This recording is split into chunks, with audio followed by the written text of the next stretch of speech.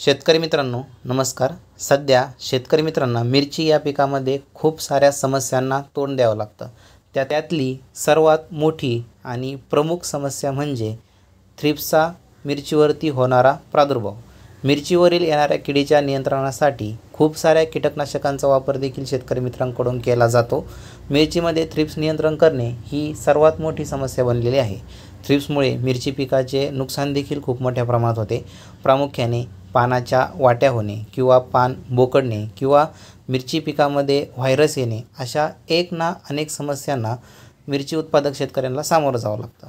त्यामुळे उत्पादनात देखील घट येत असते। आजच्या व्हिडिओमध्ये आपण BSF या नामांकित कंपनीचं पायरेट या नावाने येणाऱ्या कीटकनाशकाबद्दलची सविस्तर माहिती पाहणार आहोत। त्याचं योग्य प्रमाण, वापर कधी करावा, कोणत्या अवस्थेत करावा आणि अधिकची माहिती त्याबद्दल जाणून घेऊ। सर्वात प्रथम जाणून घेऊ की हे कोणत्या टाईपचं कीटकनाशक आहे। तर मिरची उत्पादक शेतकऱ्यांसाठी फायदा मिळवून देणारं नवीन फॉर्म्युला वापरून बनवलेलं एक जबरदस्त रिझल्ट देणारं कॉम्बिनेशन आहे। कोणतंही कीटकनाशक जर म्हटलं तर त्याचा जो रिझल्ट आहे हा त्याच्या घटकावरती अवलंबून असतो। तर यामध्ये घटक जर तुम्ही पाहिला तर क्लोरफेनोफायर हे नवीन स्वरूपातील घटक याच्यामध्ये उपलब्ध आहे।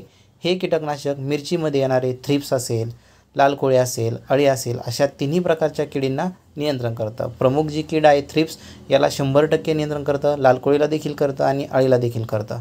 आता याची कार्यक्षमता कशी आहे तर ही एक कॉन्टॅक्ट म्हणजे स्पर्शजन्य आणि स्टमक म्हणजे पोटविष या दोन पद्धतीने हे काम करतं। त्याच्यामुळे किडीवरती त्वरित नियंत्रण मिळवून देण्यासाठी हे फायदा मिळवून देतं। तर प्रमाण जर शेतकरी मित्रांनो याचं पाहिलं तर 170 मिली 200 ते 150 लिटर पाण्यामधून तुम्ही एका एकरसाठी याची फवारणी करू शकता। अशा शेतीविषयक आधुनिक माहितीसाठी डिजिटल युवा शेतकरी